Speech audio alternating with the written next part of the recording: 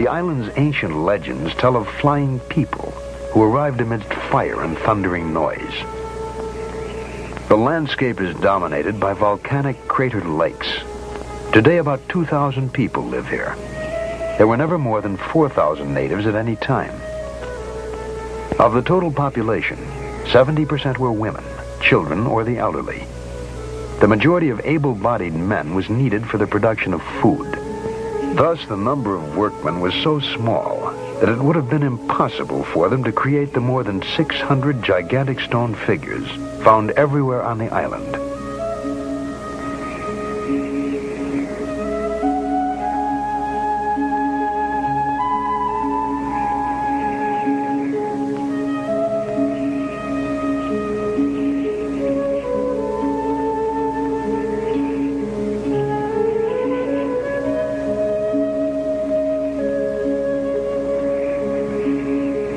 Many of the stone gods stand 65 feet high and weigh nearly 400 tons. Most of the sculptures are but partly exposed. Only excavation reveals their true size. The figures are all the same, an unusual type of human wearing the same haughty, taciturn expression.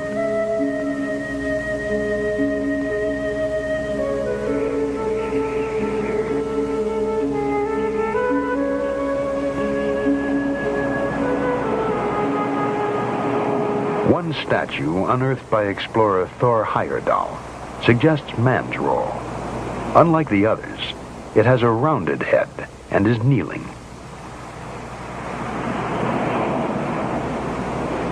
The workshop at the volcanic crater, Ranoraraku, has stone so hard that repeated hammering with a stone chisel hardly scratches it.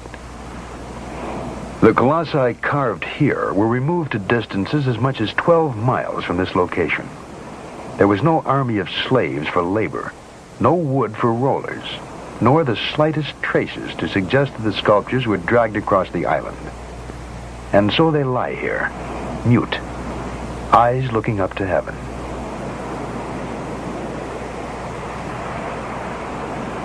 Easter Island might have been the key to many mysteries.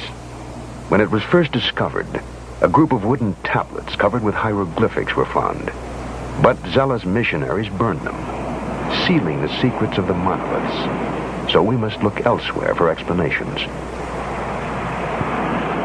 The legends of Easter Island claim that the stone giants moved themselves with the help of mana, a mysterious force which only 2 priests could invoke, and that one day the priest disappeared, and so did the mana. What was mana? Von Daniken wondered if there were strangers from other planets possessed of extraordinary powers. Did they have the ability to defy the laws of gravity? To this day, Easter Island exerts an unusually strong magnetism. The report of a French expedition in 1964 ends as follows. Since there are inexplicable magnetic forces and unusual geological phenomena on Easter Island, one cannot exclude the possibility of extraterrestrial contacts.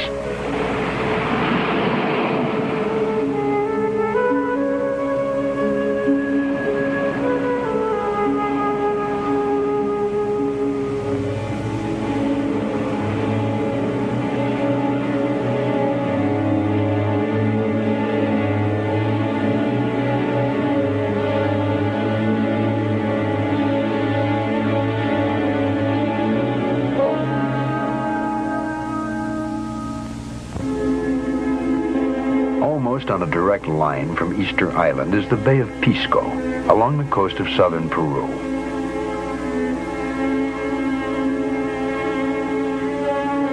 From the ground, there is what appear to be a meaningless set of lines. But from a high altitude, they form a trident 300 feet long, pointing the way inland. Pointing the way to what?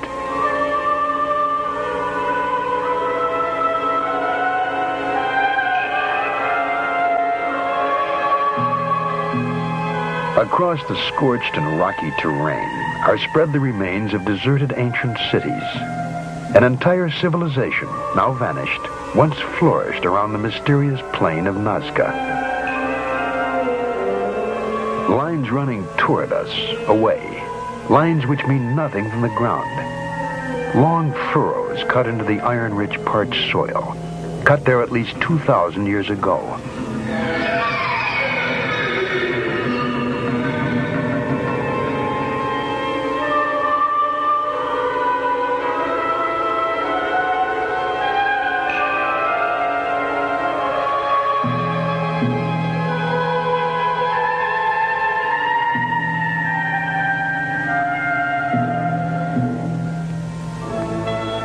From a great height, from an aircraft for instance, the lines fall into focus. We see a spider, an eagle,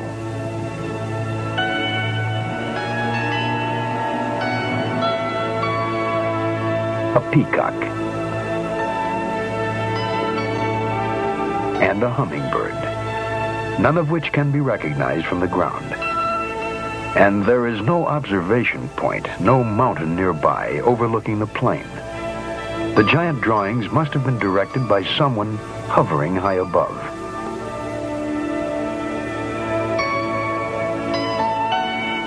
Straight as arrows, one huge geometric puzzle. Some lines parallel, some intersecting, starting nowhere and ending nowhere.